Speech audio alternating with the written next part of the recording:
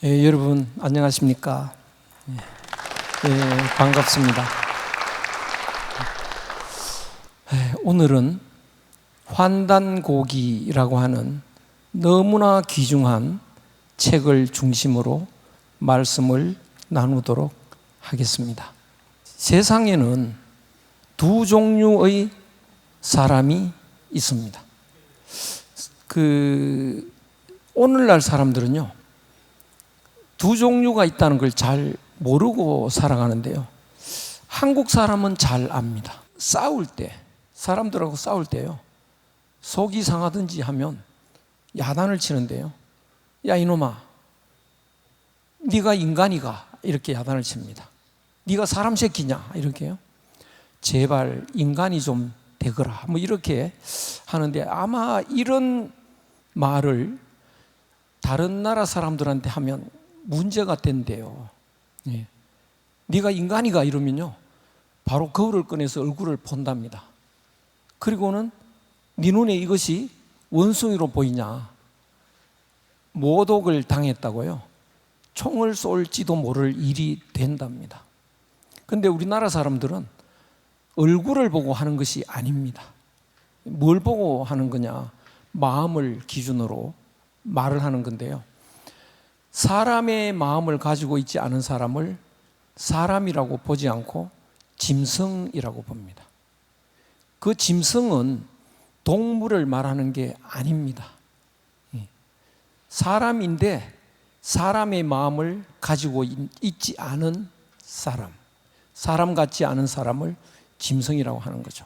그에 비해서 사람의 마음을 가진 사람, 참된 사람입니다. 그런 사람을 이제 한국에서는 선비라는 말로도 쓰는데요. 그러면 선비와 짐승의 차이는 뭐냐? 선비는 본질을 아는 사람입니다. 그러면 짐승은 뭐냐? 본질을 잊어버린 사람이죠. 본질이라는 것은 근본입니다. 형제가 있다고 할 때요, 본질은, 근본은 부모입니다. 그래서 부모를 알고 있는 형제는 부모의 세포에서 하나는 형이 되고 하나는 동생이 됐으니까 하나인 거죠. 그래서 형제는 하나인 모습으로 살아갑니다. 그런데 본질을 잊어버리면 형제라도 남남인 것처럼 돼버립니다. 그래서 그 사람에게는 두 종류가 있다. 그래서 본질을 아는 사람은 우리가 하나라는 것을 아는 사람이고요, 본질을 잊은 사람은 모두 남남이라고 생각하면서 사는 사람입니다. 보통 사람은 이 두 가지 모습을 이렇게 조금씩 갖고 있습니다. 그 중에서 반을 이렇게 나누어서요, 그 선비의 모습을 더 많이 가진 사람을 우리는 사람의 선비의 그 범주에 넣을 수 있고요, 그 아래 짐승의 요소가 더 많은 사람을 이제 짐승의 범주에 넣을 수 있겠습니다. 그래서 사람들한테 당신은 사람입니까? 짐승입니까? 이렇게 물으면 대개 짐승이라고 답하는 사람은 거의 없을 겁니다. 그러면 또 물어봅니다. 당신은 군자입니까? 소인입니까? 조금 망설이게 되죠. 그래도 소인이라고 하고 싶지는 않죠. 그래서 군자라고 말을 하고 싶은데요, 또 한 번 더 물어봅니다. 당신은 부처님입니까? 중생입니까? 이렇게 물으면 부처님이라는 말은 잘 못하겠죠. 중생입니다 라고 말을 할 텐데요, 중생이 소인이고 짐승입니다. 그래서 그 선비가 군자고 불보살입니다. 그러면 본질에서 보면 모든 것이 하나인데요, 거대한 호수에 물이 가득 있다는 걸 한번 상상을 해보시죠. 본질은 호수에 있는 물처럼 분리되지 않는 하나입니다. 물이 둘이 아닙니다. 전체가 하나의 물인데요, 그 하나의 물로 빈틈없이 가득합니다. 그것처럼 이 우주라는 것이 거대한 호수처럼요, 거대한 공간인데 거기에 물처럼 빈틈없이 존재하는 기가 있습니다. 그 기는 분리되지 않는 하나입니다. 그래서 본질은 하나이다, 이렇게 말씀드릴 수가 있겠는데요. 거대한 호수에 물에서 얼음이 옵니다. 그래서 얼음이 얼어서 여러 개의 얼음들이 둥둥 떠 있는 것을 한번 생각해 보시죠.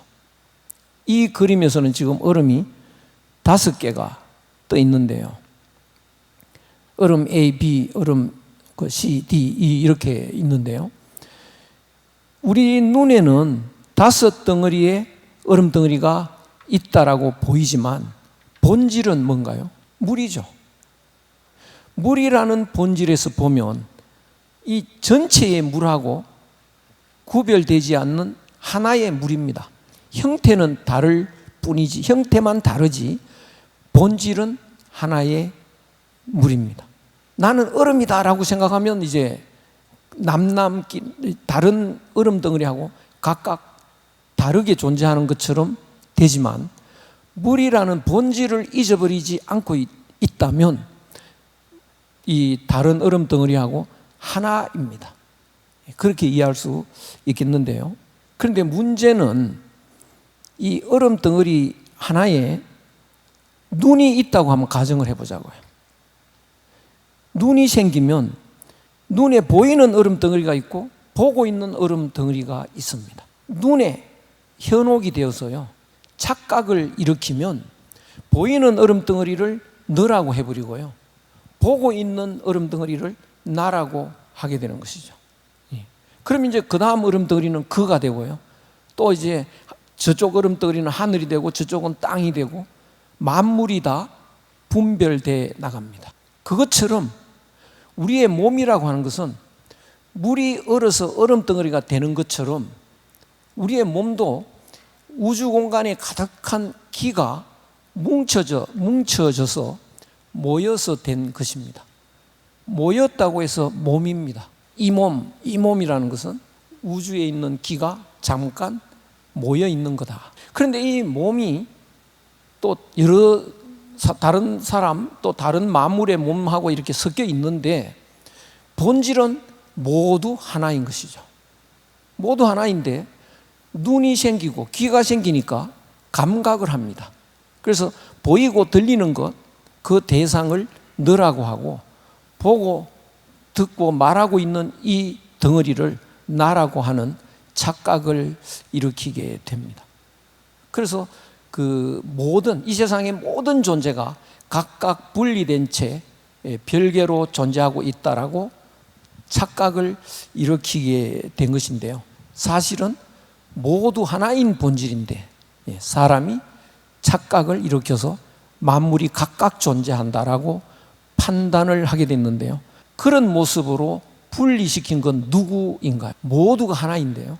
그렇게 다르게 인정을 한 것은 내 마음인 것이죠. 그래서 그것을 불교에서는 일체유심조라고 합니다. 모든 것은 사람의 마음이 그렇게 만들어냈다. 마음이 그렇게 분리하지 않았으면 모든 것은 하나일 뿐이다 라고 말할 수 있겠습니다. 모든 것을 분리하고 나면은요, 경쟁 상태로 들어갑니다. 경쟁 상태로 들어가면서 자기 것 챙기는 그런 욕심을 갖게 되죠. 경쟁 상태로 들어가면서 뭐를 잊어버리기 시작하느냐 하면 하나라는 사실을 잊어버리기 시작합니다. 그래서 점점 사람이 태어나서 자라면서 우리들이 철이 들었다라는 말을 쓰고 있는데요. 그 철이 들었다라고 하는 것은 바로 하나인 본질을 잊어먹었다 라고 하는 것으로 바꾸어 말할 수 있습니다. 철이 들기 시작하면서부터 이제 하나인 본질을 잊어버리게 되니까 바로 무슨 뜻인가요? 짐승이 되기 시작했다, 이렇게 말씀드릴 수 있죠. 그러니까 짐승이 되기 시작한 것은 자기의 감각기관 때문에 비롯된 착각입니다. 그 어린 아이가 짐승이 되기 시작할 때 또 어른들이 짐승이 되는 속도를 가속화시킵니다. 제가 어느 이렇게 길을 가다가 길가에 보니까요, 한 5살쯤 된 아이가 그 지렁이를 얹어놓고 귀여워서 못 견디는 겁니다. 귀엽다고 막 좋아하고 있는 거예요. 그것은 뭔가요? 지렁이와 자기를 남남으로 보지 않는 거죠. 그런데 그 엄마가 지나가다가요, 난리를 쳤습니다. 빨리 버려라. 막 그 아이를 혼을 내는데요. 그 엄마의 모습은 뭔가요? 바로 짐승이죠. 어른들이 점점 더 짐승으로 바뀌어서 어린아이를 빨리 짐승되도록 가속화 시켜나가는 그런 이제 일들이 일어나는데요. 그 결과로 오늘날 지구상의 대부분 사람들은 거의 짐승의 모습이 되었다. 이렇게 말씀드릴 수 있겠습니다. 왜 이렇게 짐승으로 이렇게 바뀌어버렸느냐? 우리는 말이죠, 자유롭게 자기의 생각대로 주체적으로 살아간다고 생각을 하지만 대부분 그렇지가 않습니다. 그럼 사람은 어떻게 살아가느냐? 자기의 마음에, 자기의 의식에 사는 방법을 담아놓고 집어넣어 놓고 그 방법대로 살아갑니다. 정치 제도 중에는 어떤 제도가 제일 좋은 제도입니까? 민주주의죠. 정말일까요? 민주주의의 꽃은 뭔가요? 선거제도죠. 너무나 쉬운 답이죠. 그것은 정답이 아니고요, 그렇게 입력을 시켜놓은 겁니다. 어릴 때 뭐 책에서 읽었거나 선생님한테 들었거나 방송에서 봤거나 어떤 계기를 통해서 넣어놨습니다. 제가 몸담았던 성균관대학교 한때는 총장을 선거로 뽑은 적이 있었습니다. 한 10여 년 그랬는데요. 그때는요, 학교가 싸움판으로 바뀌더라고요. 교수들이 편을 갈라 싸우고 전 구성원들이요, 험담하고 이렇게 됐는데요. 그 이후에 선거를 안고 재단에서 임명하게 됐는데요. 학교 조용합니다. 단합이 잘 되고 발전도 잘합니다. 일례를 들면 그런데요.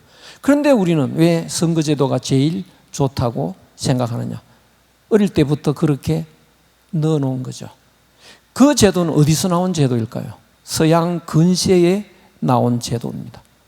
그래서 우리는 어릴 때부터 서양 근시 사상을 집어넣어 놓고요, 서양 근시의 방법을 집어넣고 그 방법대로 살아가고 있습니다. 우리도 모르는 사이에. 그러면 우리의 삶의 방법을 이해하기 위해서는 서구 근시의 문화의 성격을 알아야 됩니다. 서구 근시의 문화는 어떻게 성립했느냐? 중세 기독교를 부정하고 성립이 됐습니다. 중세 기독교 시절에는요, 그 하느님의 가르침으로 우리들이 정답게 살았었는데, 말기에 나쁜 사람들이 교회를 장악을 해서요, 나쁜 짓을 너무 많이 했죠. 마녀 사냥 등등. 그래서 사람들이 교회에 등 돌리기 시작합니다. 하느님을 부정하게 되는 것이죠. 하나님이라고도 하는데요, 삶의 방식이 반대가 됩니다. 하느님을 부정하지 않고 있었을 때는 나는 누굴까요? 하느님의 아들이죠. 여러분은 누군가요? 하느님의 아들, 딸이죠. 우리는 어떤 관계인가요? 형제, 자매 아닙니까? 어떻게 살아야 합니까? 서로 사랑하면서 용서하면서 살아야 합니다. 정답이 나와 있습니다. 그런데 하느님을 부정하면 어떻게 되나요? 나는 누구인가요? 알 수 없죠. 아무리 생각해도 알 수가 없습니다. 그래서 내린 결론이 뭔가요? 나는 생각한다.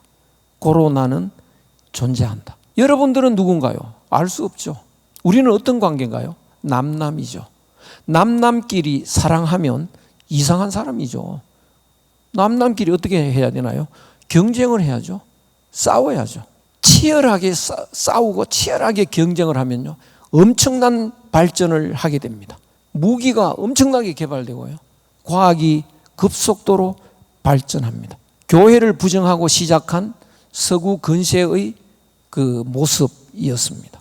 경쟁적으로 서구화를 서둘렀습니다. 그래서 전 세계가 이제 서구의 삶의 방식으로 살게 되었는데요, 서구인의 삶은 기독교를 부정하는 그 순간부터 개인주의가 시작되었죠. 개인주의는 우리가 남남이라고 하는 그 개념으로 출발을 합니다. 우리가 남남으로이라고 하는 그것이 뭔가요? 아까 말씀드린 짐승의 판단이죠. 그래서 우리들은 짐승의 모습이 거의 다 되었다, 이렇게 말씀드릴 수 있는데요. 그래도 우리나라만은 좀 다릅니다. 한국인은요, 철저한 개인주의가 되지 않습니다. 우리가 남남이라는 것에 대한 거부 반응도 조금 있습니다. 언어 습관에서 보면 우리나라 사람들은요, 친구한테 우리 집에 가자 이러지 내 집에 가자 그러지 않습니다. 우리 아버지가 오늘 이러지 내 아버지가 그러지 않습니다. 왜 남한테 우리라고 말을 하느냐? 남이 아니니까요. 남이 아니라는 정서를 가지고 있습니다. 선비의 모습을 조금 갖고 있는 것이죠. 그런데 최근에는 이제 그 언어 습관도 바뀌기 시작하더라고요. 너무나 서구화하다 보니까 내 아버지라고 해야지 우리 아버지라고 하면 안 된다라고 하는 것을 알아가지고요, 유치원 교육부터 유치원 아이가 친구한테 우리 집에 가자라고 말을 하면 선생님이 가르쳐 준대요. 야, 틀린 말이다 그거. 내 집에 가자라고 해라. 예. 그건 바로 뭔가요? 예. 유치원 학생들한테 짐승화 작업에 들어가는 거죠. 예. 그러면서 이제 급속도로 짐승이 되기 시작했습니다. 우리의 선비들은 서양 문화를 받아들이면 우리가 짐승이 된다는 것을 알았습니다. 그때는 짐승이라는 말을 한자로 금수라고 했습니다. 우리가 금수가 된다, 서구 문화를 거부하자라고 타일렀는데요, 우리 후손들이 듣지 않았습니다. 그리고 오히려 그분들을, 그 선비들을 이제 망국에, 우리나라가 망하게 된 그런 그 원인이라고 비판을 하게 된 것입니다. 그리고 그때부터 우리는 우리 스스로를 급속도로 빨리 부정하기 시작했습니다. 예를 들면 이런 겁니다. 우리 집은 선비집이고 옆집은 폭력배 집이다 라고 할 때요, 이 이웃에 개발 바람이 분다. 누가 먼저 달려가나요? 폭력배가 달려가죠. 그 폭력배가 가서 폭력을 써서 떼돈을 벌어와 가지고 우리 옆에 10배, 20배 큰 집을 짓고 삽니다. 그 안에는 뭐 온갖 것이 다 들어있죠. 그러나 우리 선비는 부러워하지 않습니다. 그것은 짐승들의 삶의 모습이다라고 이제 생각을 하는 거죠. 그런데 지나가는 사람들은 옆집을 자꾸 쳐다봅니다. 우리 집은 별 볼 일 없다고 생각을 합니다. 그리고 우리 아이들은 자꾸 옆집에 관심을 가집니다. 손자는 더 많이 가지죠. 그런데 손자들이 옆집 애하고 놀다가 얻어맞은 적이 있습니다. 얻어맞고 이제 집에 들어오면 선비 할아버지는 다 이럽니다. 얘야, 친구끼리 그럴 수도 있는 거지. 사이좋게 용서하고 같이 놀아라. 근데 옆집은 어떻게 가르치나요? 얻어맞고 들어오면 난리가 나죠. 야, 이놈아, 너는 손도 없고 발도 없어? 나가, 이놈아. 이렇게 꾸짖어 버립니다. 그러면 같이 놀다가 다치는 건 주로 우리 아이들입니다. 그래서 어느 날 우리 아이들이 각성을 합니다. 내가 이렇게 된 것은 할아버지의 교육이 나빴다. 그래서 이렇게 됐다. 그래서 우리 할아버지 교육은 다 버리자. 그렇게 살아온 우리의 모습입니다. 한 150년간 우리는 그렇게 살아왔습니다. 우리 거를 다 부정하면서요, 우리 거는 쓸모가 없다. 그러면 누구 거를 따라가야 됩니까? 옆집 폭력배 문화를 따라가야죠. 그 옆집 폭력배 문화가 바로 서구 문화입니다. 서구 선진국이라고 하는, 우리들은 막 부러워서 이제 부르는 말인데요, 그 서구인들은 그 엄청난 폭력을 휘둘렸죠. 남북 미주에 가가지고요, 원주민 거의 다 죽였습니다. 그리고 그들의 것을 빼앗았습니다. 아시아, 아프리카 와서는요, 죽여도 끝이 없으니까 안 죽이고 식민지 제도를 만들었어요. 소나기에 넣어놓고 일 시키면서 빼앗아갔습니다. 유사일에 그런 폭력배들은 없었죠. 그 폭력의 힘으로 부자 된 사람들입니다.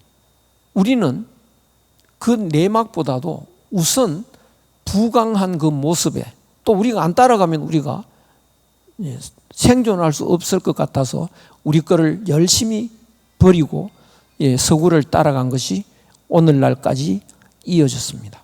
지금도요, 서구에 가보면 교양이 있고 그 사람들이 친절하고 법을 잘 지키고요, 이러지 않습니까? 그래서 역시 선진국은 다르다, 뭐 이런 말을 하는 사람들이 있는데요, 우리나라에서도 가장 깍듯하고 예의 바른 사람들이 누구냐? 바로 조폭이죠. 조폭.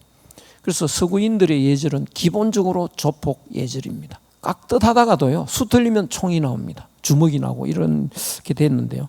그런데 오늘날은 결과적으로 온 세계 사람들이 짐승의 문화를 닮았다, 이렇게 말씀드릴 수 있겠습니다. 그러면 현대의 짐승 문화의 삶의 바탕이 뭔가? 두 가지를 뽑아보면요, 하나는 약육강식이고 하나는 이익추구라는 겁니다. 우리는 남남이다라고 하는 그 개인주의에서 출발하면 우리는 싸워야 되지 않습니까? 그래서 이 서구인들이 이 남미나 북미나 가서 이제 사람들을 죽였는데요, 사람을 죽이고 빼앗고 하는 게 신나고 즐거운 일은 아니겠죠. 그렇다면 그 사람들이 이왕 죽이고 빼앗을 거 신나고 즐겁게 할 수 있는 방법이 없을까라는 연구를 했습니다. 연구를 해보니까 어떻게 연구했냐? 기독교가 틀렸다는 걸 알았습니다. 지구가 도는데 하늘이 돈다고 하고요, 처녀가 애를 낳았다고 막 그러고요. 기독교 가르침이 틀렸다. 그럼 누구의 가르침이 옳았나요? 갈릴레오죠. 지구가 돈다고 가르치는. 그러면 우리는 누구를 믿고 따라가야 되나요? 과학자를 믿고 따라가야 됩니다. 그 이래로 우리나라 세계인들은 과학의 신도처럼 이제 되어 있는데요, 과학자들이 발견한 자연 법칙은 뭐냐? 약육강식인 것이죠. 그래서 그 세상을 보니까 모든 것이 약육강식의 투쟁 상태다라는 걸 알게 됐습니다. 또 그렇게 보입니다. 우리가 봐도요, 사자가 사슴을 잡아먹는데 사슴은 무슨 죄로 잡히나요? 힘없는 죄죠. 다른 죄가 없습니다. 강자가 약자를 잡아먹는, 이것이 자연 법칙이다. 그러면 나는 힘이 있다. 그러면 어떻게 되나요?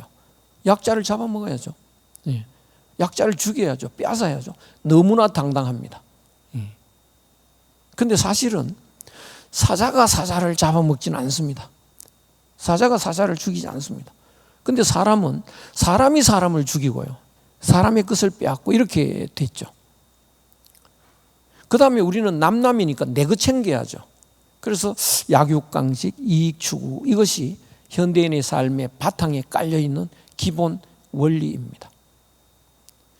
이 원리를 바탕으로 해서 학문이 성립이 됐습니다.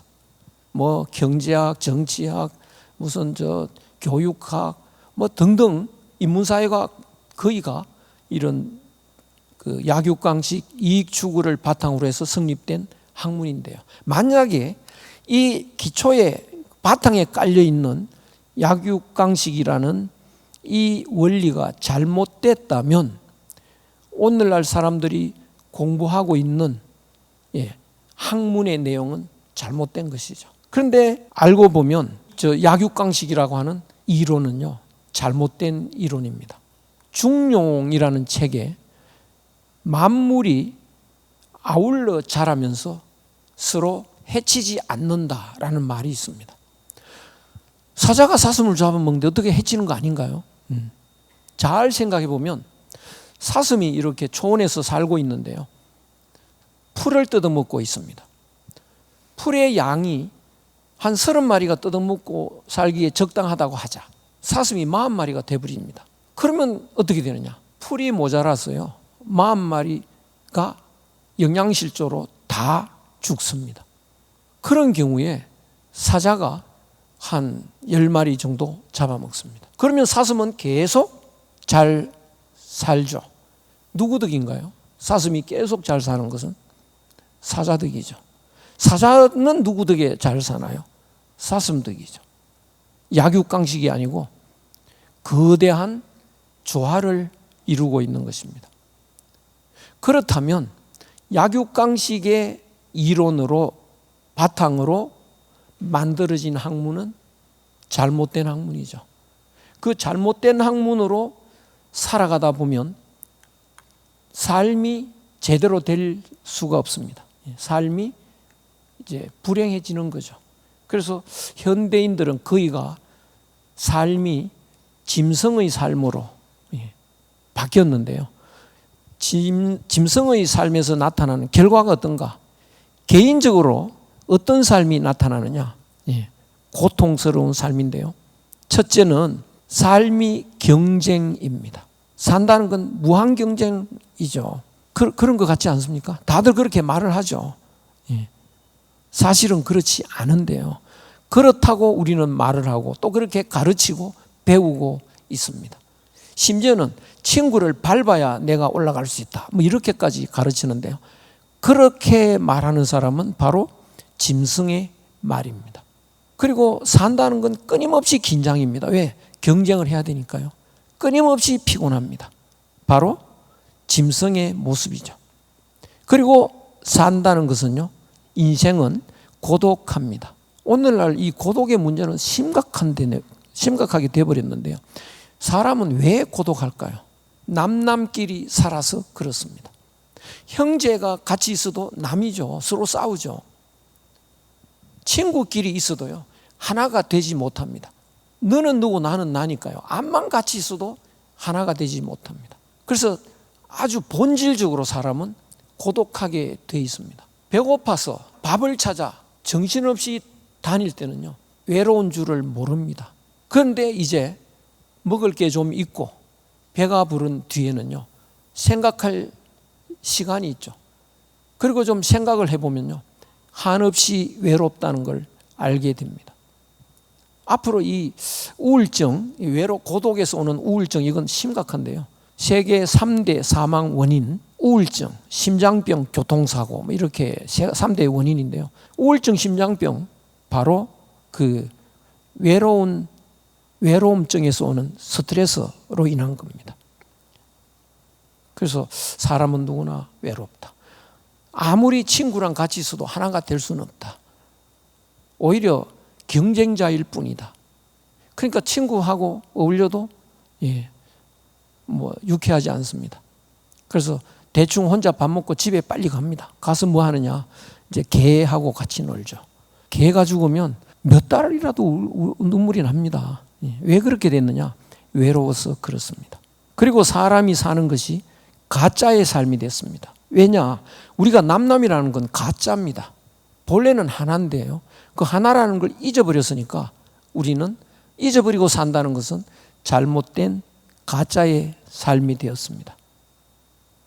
그리고 사람은 늙을 수밖에 없습니다.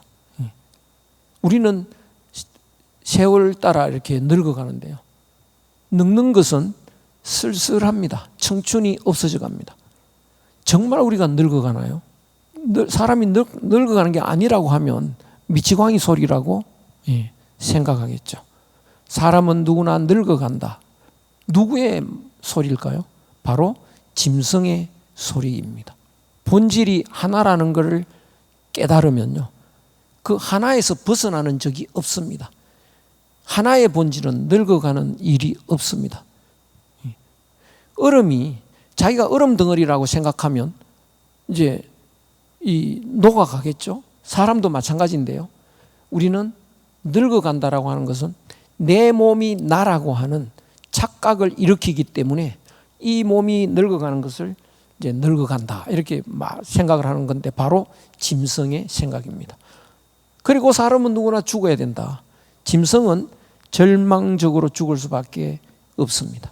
선비의 삶을 사는 사람은 죽음이라는 개념이 없습니다. 죽음을 두려워하지도 않습니다. 너 죽을래? 그러면 웃고 있죠. 이 몸이 죽고 죽어. 그렇죠? 100번 고쳐 죽어도 난 괜찮아. 왜? 내 마음은 죽지 않아. 그런 삶이 있는 건데 우리는 누구나 죽는다. 바로 짐승의 삶에서 나타나는 특징입니다. 그리고 세계적인 질서에서 나타나는 문제점은요, 오늘은 뭐냐? 진리를 상실한 암흑 시대가 되었습니다. 이 광명 시대라고 사람들이 착각을 하는데요. 이 모든 사람이 내 형제인데 형제인 줄 모르고 있지 않습니까? 눈으로 빤히 쳐다보면서 남이라고 생각하죠. 눈을 아무리 뜨고 있어도 안 보인다고요. 암흑 시대입니다. 그리고 이 시대는 강대국의 횡포에서 벗어날 수 없습니다. 평화 없습니다. 힘 있는 자가 공격해 오면 피할 방법이 없습니다. 경제적 양극화에 따른 또 불평등이 있습니다. 지구 환경이 파괴되어 가지고요. 지구가 사람 살 수 없는 지경이 되어가고 있습니다. 인류가 절멸하는 위기에 직면했습니다. 큰일 났습니다. 그러면 이 위기를 이제 어떻게 하면 극복할 수가 있을까? 진리가 실현되는 세상으로 어떻게 하면 만들 수가 있을까? 기독교, 불교, 유교, 유학도 다 그런 가르침을 가르치고 있는 단체인데 기독교가 지금 짐승이 되어버린 이 세상 사람들을 구제할 수 있을까? 불교가 할 수 있을까? 유학이 할 수 있을까? 또 다른 이슬람이 할 수 있을까? 등등이 가능할까? 저는 좀 어렵다고 생각합니다. 왜 그럴까? 기독교의 예를 들어보자고요. 기독교의 가르침이 있다면 그 속에 예수의 사상이 알맹이로 들어있습니다. 그런데 기독교의 전체의 가르침은 속에 있으면서도 예수의 사상만으로 있는 게 아니고 역사적으로 많은 것이 이제 첨가되어 있는 거죠.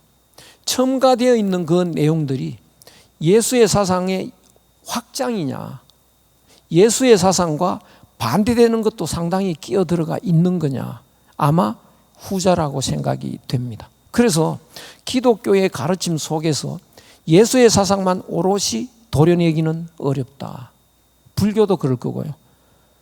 당신이 기독교, 불교를 아냐? 이렇게 반문하실 수도 있겠고 기분 나쁘게 생각하실 수도 있는데 제가 전공하는 유학에서 한번 말씀드려 보면 유학이라고 하는 가르침, 그 가르침에 공자 사상이 알맹이로서 들어 있습니다.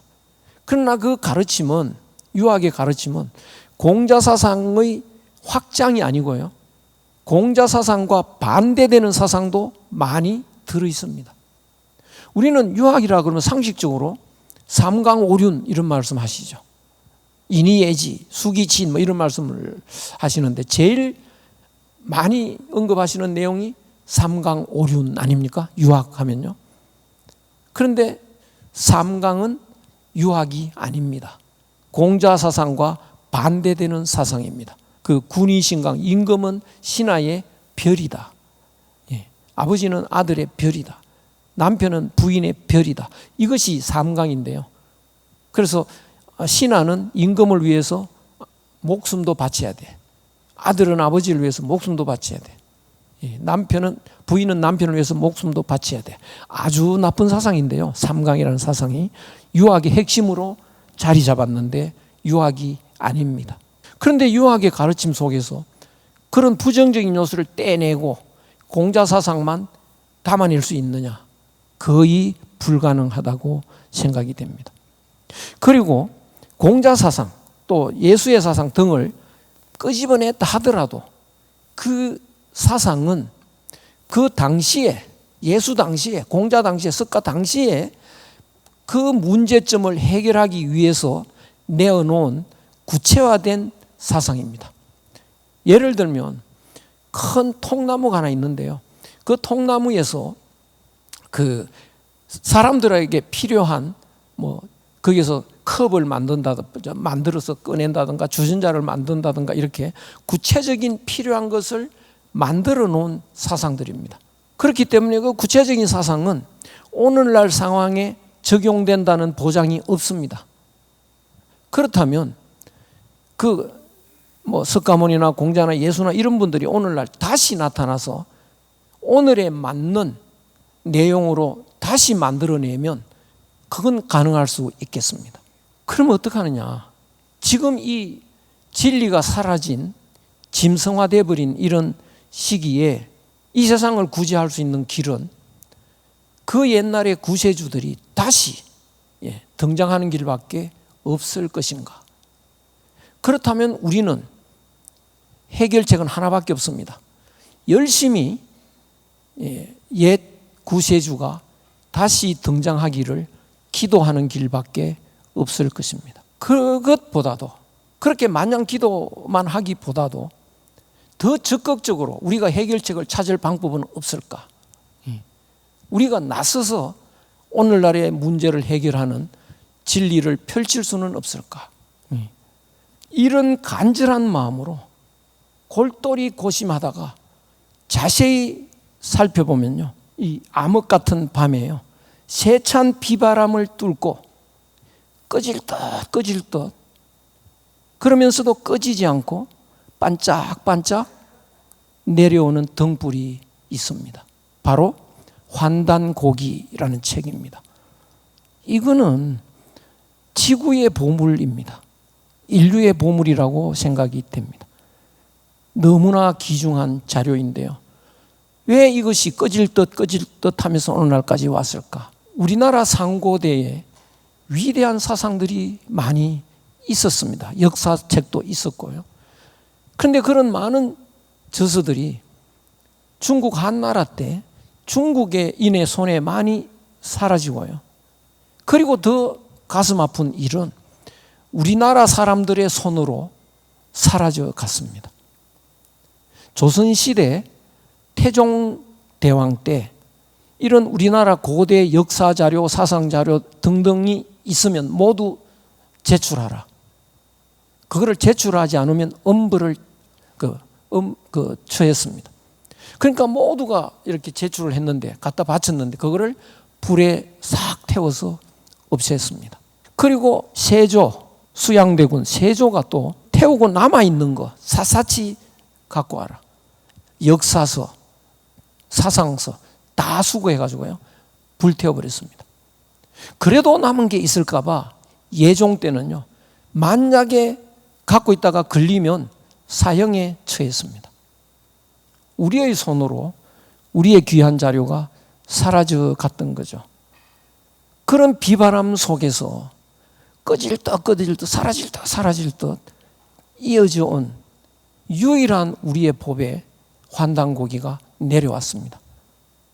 그 환단고기를 또 현대에 사는 우리들도 또 비판적으로 거부하는 또 많은 움직임이 있어 왔습니다.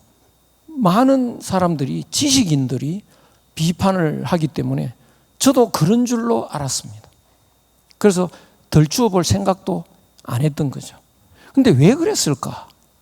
그 이유를 제가 알아보니까요, 일본이 한국을 영원히 식민지를 만들려고요, 식민지 전초기지를 세웠는데 바로 경성제국대학이었습니다.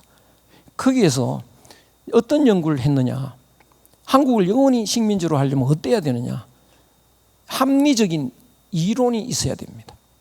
그래서 어떤 걸 만들었냐 하면요, 일선동조론이라는 연구를 했습니다. 일본과 조선은 할아버지가 같다는 거죠. 그러면 한 나라가 돼야죠. 그게 더 낫죠. 그러면 누가 누구를 보호해야 될까요? 형이 아우를. 그러면 누가 형이고 누가 아우냐? 역사를 보자. 그래서 일본 역사는 곧 딱 정해져 있습니다. 일본서기 거기에. 그러면 일본 역사보다 한국 역사가 짧아야 됩니다. 따라서 당군은 존재하면 안 되는 것이죠. 그래서 당군을 신화로 변질시켰습니다. 그래서 당군은 역사가 아니고 신화일 뿐이고요, 삼국시대도 초반부는 신화라고 정리를 했습니다. 그 가르침을 지금까지 우리가 받아오고 있습니다.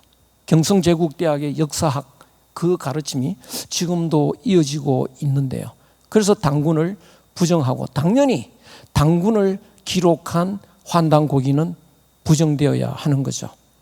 지금도 학계에서는 환단고기를 학위 논문의 참고 자료로 쓰면 통과되기 어렵습니다. 참혹한 현실인데요, 저조차도 그런 줄 알았습니다. 그러다가 어느 기회에 이거를 볼 수 있는 기회가 이제 됐는데 제자가 한번 같이 보자고, 그래서 봤다가요, 깜짝 놀랐습니다. 한눈에 알아봤습니다. 이건 진짜다. 예. 그간에 철학자가 왜 이걸 안 봤을까? 정말 저는 너무나 부끄러운 현실이었는데요. 보면 압니다. 추사 글씨가 나왔다. 그 감정하는 사람들이 가짜라고 감정합니다. 누가? 종이 전문가가요. 왜? 당시에 종이 아닌 게 있거든요. 먹 전문가는 당시에 먹이 아닌 게 있거든요. 그래서 가짜다. 그런데 그 감정단에 서예가가 빠졌다는 거예요. 서예가는 한눈에 압니다. 철학자가 감정을 안 했던 겁니다. 동양 철학의 눈으로 보면 한눈에 알아봅니다. 왜 그게 사실인지 진짜인지 말하라고 하면요, 1시간 내내 확실한 답을 내놓을 수가 있는데요. 그래서 제가 이 환단고기를 읽어보고요, 너무너무 놀랐습니다. 이렇게 귀한 자료가 어떻게 있을까? 예수의 사상, 석가모니의 사상, 공자의 사상, 이런 사상은 그 시대에 맞게 정리된, 구체화된 사상인데요, 그 사상의 뿌리에 진리의 뿌리가 있을 거라고요. 그 진리의 뿌리, 통나무를 가지고 여러 목기를 만들었다면 그 통나무가 있을 겁니다. 그 통나무가 있으면 오늘날에 맞는 목기를 만들어내면 되는데요, 그 통나무의 모습으로 내려오고 있는 철학이 바로 환단고기에 남아 있습니다. 놀라운 겁니다. 너무너무 놀랍습니다. 이것은요, 오늘날 망가진 세상 사람들의 정신을 바로잡을 수 있는 뿌리 역할을 하는 겁니다. 거기에 제가 이렇게 뭐라고 썼느냐면, 진리의 원형은 하나인 본질이다. 하나다라고 하는 것을 강력하게 정리해 놓은 천부경이라는 그 경전이 환단고기에 들어 있습니다.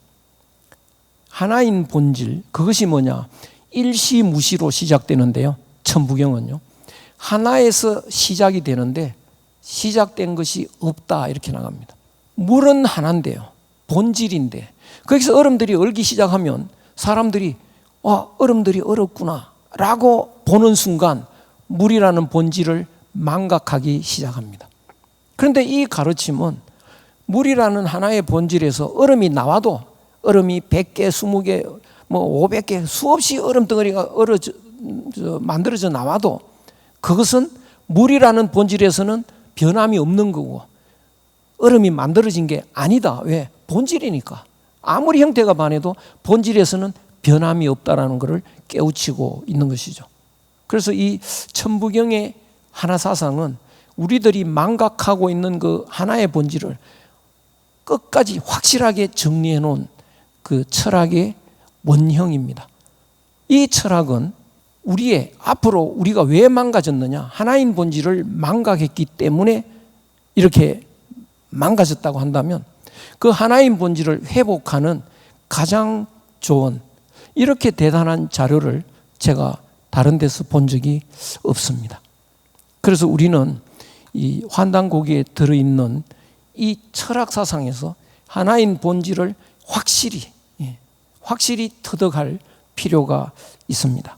그 다음에 이 하나인 본질은요, 모든 것을 포함하는 하나입니다. 통나무에서 수백 종류의 목기가 만들어졌다고 한다면 수백 종류의 목기는, 그 나무 그릇은 하나의 통나무에 포함되는 것이죠. 그것처럼 인간이 만들어낸 모든 철학 사상이 바로 환단고기의 하나인 본질에 포함됩니다. 이것을 최치원 선생은 뭐라고 했느냐? 우리나라에 옛날에 현묘한 도가 있었다.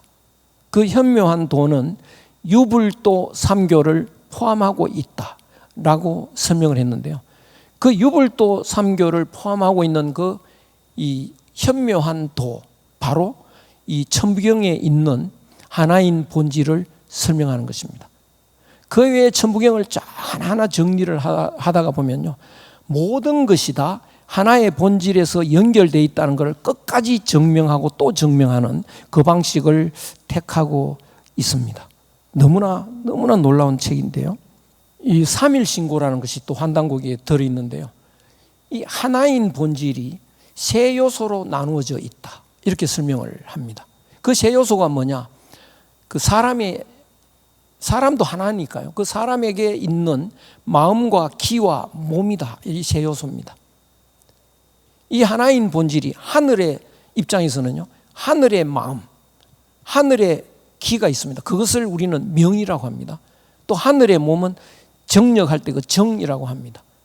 하늘과 사람이 각각 그 세 요소가 있는데 그 세 요소는 본래 하나다. 제가 이걸 읽고 너무 놀란 것이 너무나 간단한 이야기인데요. 오늘날 사람들은 두 요소인 줄 압니다. 마음과 몸이라고 하죠. 우리는 이제 유학에서, 주자학에서 리와 기를 분류를 했습니다. 리와 기. 리는 정신이고 기는 몸이다. 그러다 보니까 문제가 심각합니다. 해결 안 되는 이론들이 너무 많습니다. 마음이 몸을 움직인다. 흔히 말을 하는데요. 아픈 사람은 마음이 몸을 못 움직입니다. 어떻게 설명할 거냐? 설명 안 됩니다. 그런데 마음과 몸 사이에 기가 있습니다. 마음이 몸을 움직이는 게 아니고요. 마음이 기를 움직이고 기가 몸을 움직이는 겁니다.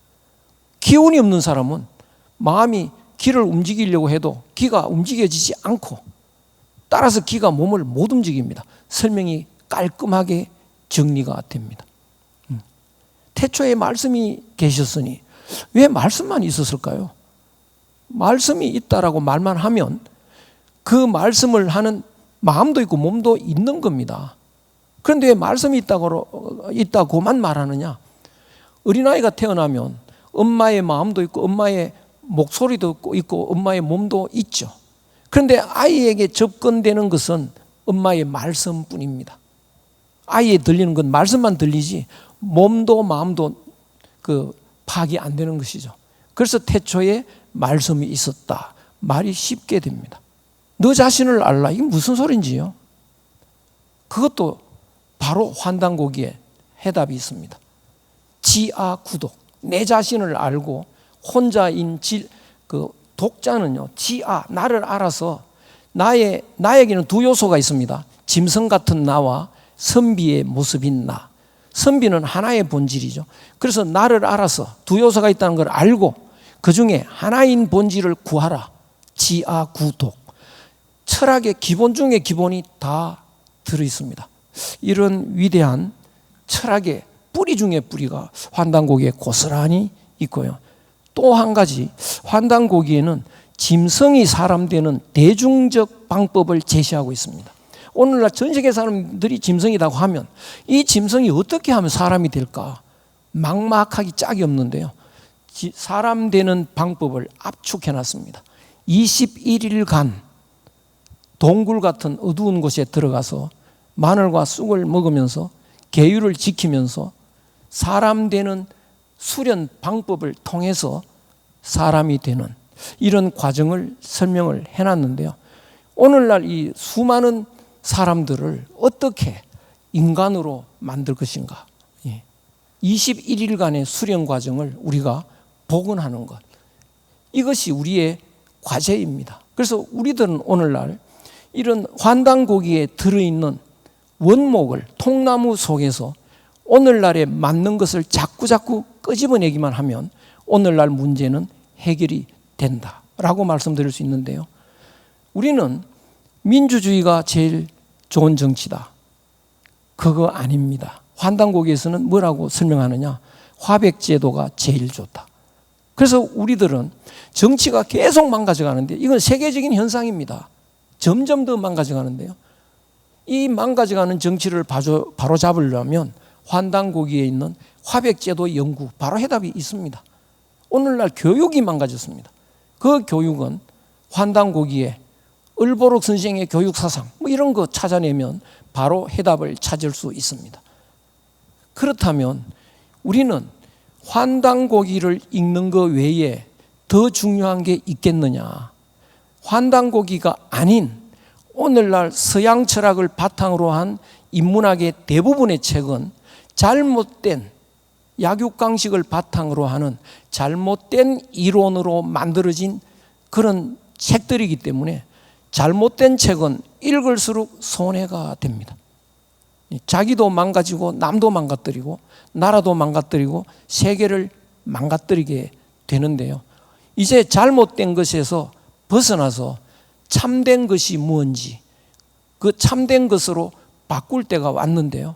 참된 뿌리를 고스란히 보여주고 있는 환단고기.